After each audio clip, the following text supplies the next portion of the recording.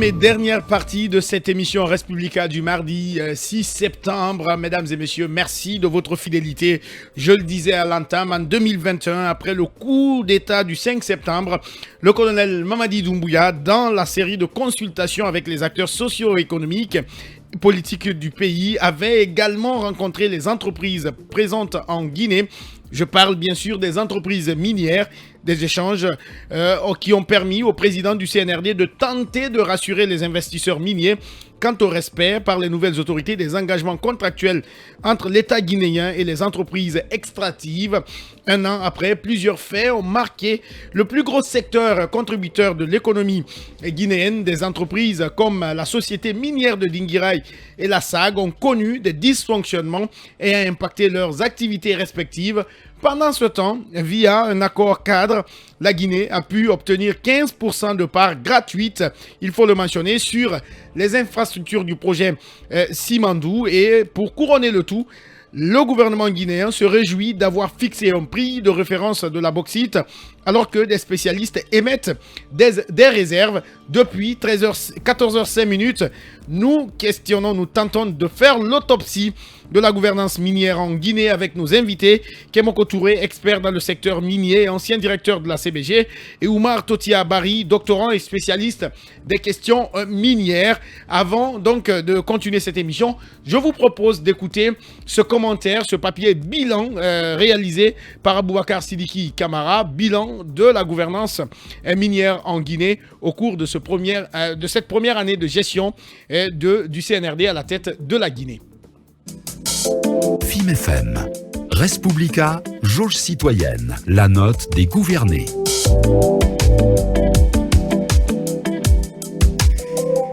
Représentant près de 26% des recettes publiques de l'État, les nouvelles autorités du pays ont réussi à maintenir les activités minières dès leur prise de pouvoir le 5 septembre 2021, font remarquer des spécialistes de ce secteur. Ainsi, elles ont posé quelques actes allant dans le sens de la redynamisation du secteur des mines dans le pays. C'est dans ce cadre que le projet Simandou a été relancé avec l'obtention de l'accord cadre entre Waining Consortium et Rio Tinto. Un accord qui a abouti à la création de la co-entreprise qui va être chargée à la fois de mobiliser les financements, mais aussi de co-développer et co-gérer le chemin de fer et le port. Désormais aussi, les entreprises minières ont un prix de référence pour ce qui concerne la bauxite et en fin d'année, le service des impôts se basera sur ce prix pour calculer ce que ces sociétés minières doivent à l'État. Interrogés, certains acteurs du secteur disent par contre n'avoir aucune lecture du Fonds de développement local qui auparavant était logé au ministère des Mines, dont le ministère de l'administration du territoire et de la décentralisation souhaitait contrôler. Ils se basent sur le fait que le ministère des Mines soit faiblement représenté dans les préfectures minières, ce qui fait qu'il n'arrive pas à exercer son rôle d'encadrement et de contrôle de l'activité minière. Quant au ministère de l'Environnement et du Développement durable, la ministre Léopold Lama a depuis sa prise de fonction multiplié les actions pour faire bouger ce secteur. Au-delà des grandes rencontres internationales, dans le cadre des activités de restauration du couvert forestier national, la campagne nationale de reboisement cette année a été lancée avec pour slogan « Un Guinéen, un arbre planté et protégé ». Pour éviter les erreurs du passé, un bilan des campagnes précédentes a été fait, accompagné des mesures à prendre pour réussir cette nouvelle campagne.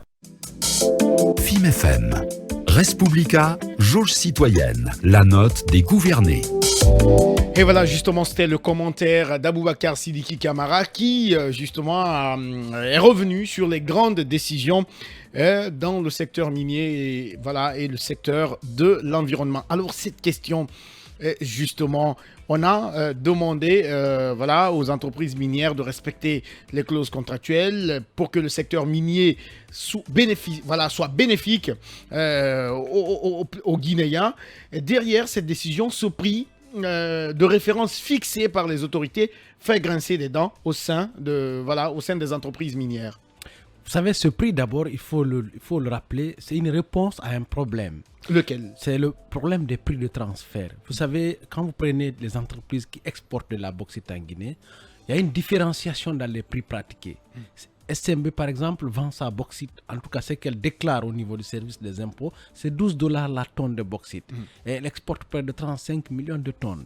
Quand vous prenez CBG, c'est autour de $35 la tonne. Quand même, vous avez vu cette différenciation des prix pratiqués par des entreprises qui exportent le même produit. Et cela a un impact après, en fin d'année, sur le calcul du taux d'imposition de ces entreprises minières.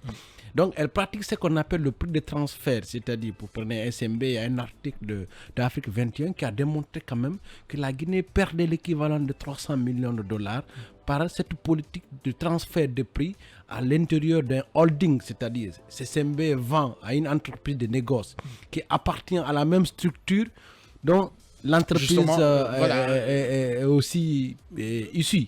Donc une filiale qui vend à une filiale qui appartient à une même entreprise. Mais la SMB n'est pas la seule entreprise qui pratique ce genre de truc. Quel est l'impact justement de cela sur l'environnement, sur l'écosystème minier? C'est que nous perdons des ressources à ce niveau par le fait de cette politique de prix de transfert, puisque après le taux d'imposition il devient très faible en fin d'année. Je vous donne un rapport de la Sogipami de 2020 sur 2 entreprises minières, CBG, SMB. C'est-à-dire SMB vend le double de la production de CBG, autour de 35 millions de tonnes. CBG est autour de 17 millions de tonnes en 2020. Quand on prend le chiffre d'affaires de CBG dépasse celui de SMB, malgré que l'autre a le double de sa production. Parce que le prix de vente n'est pas le même. C'est-à-dire quand vous prenez le prix de vente, vous multipliez à la tonne, c'est pas le même. Et en fin d'année, quand vous calculez après l'impôt sur les bénéfices, l'impôt sur les sociétés l'IS, naturellement, CBG va payer plus au niveau des dividendes que SMB. Donc il y a ce problème. Mais ce prix qui vient d'être publié par un arrêté conjoint du ministère des Mines et celui des Finances, il a un problème. Parce que d'abord, il n'est pas propriété intellectuelle de la Guinée. La formule appartient à l'entreprise qu'on appelle CM. CM, c'est un groupe australien qui appartient à Allen, qui est le propriétaire intellectuel de la formule. C'est un index qu'on appelle CBIX.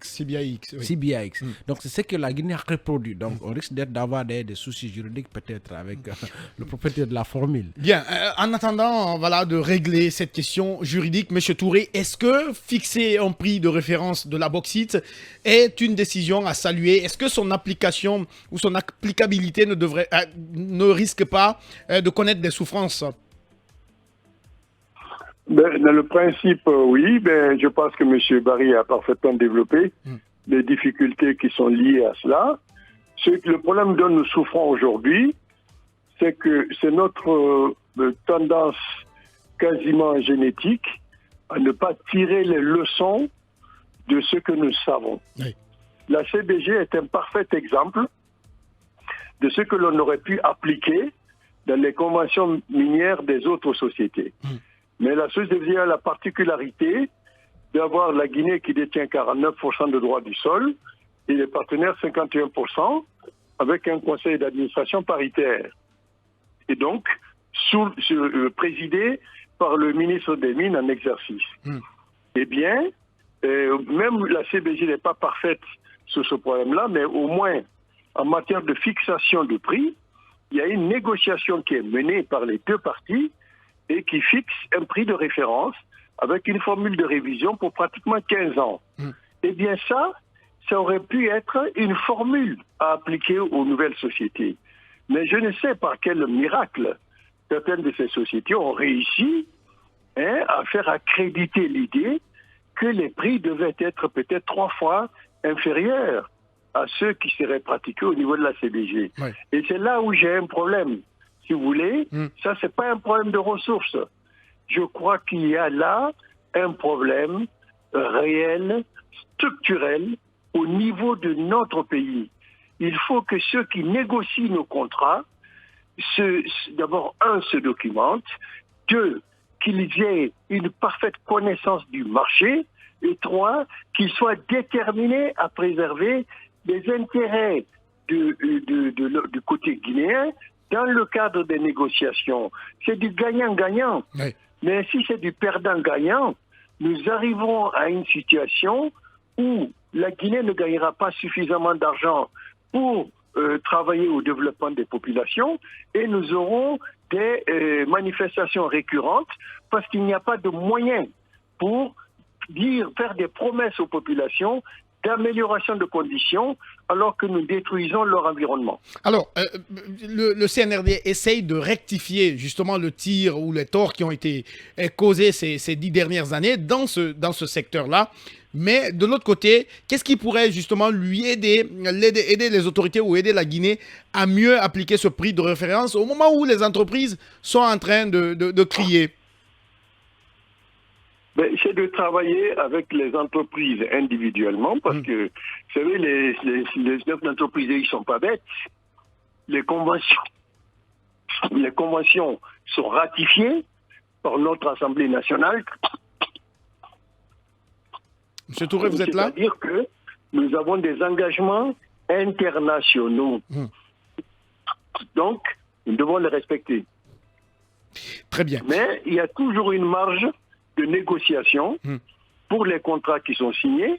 Mais il faut aussi immédiatement mettre en place les dispositions pour les contrats futurs, pour ne pas que ce qui est déjà fait et qui n'est pas bon se perpétue. Est-ce que cela voudrait dire qu'il faut à nouveau réviser le code minier actuel?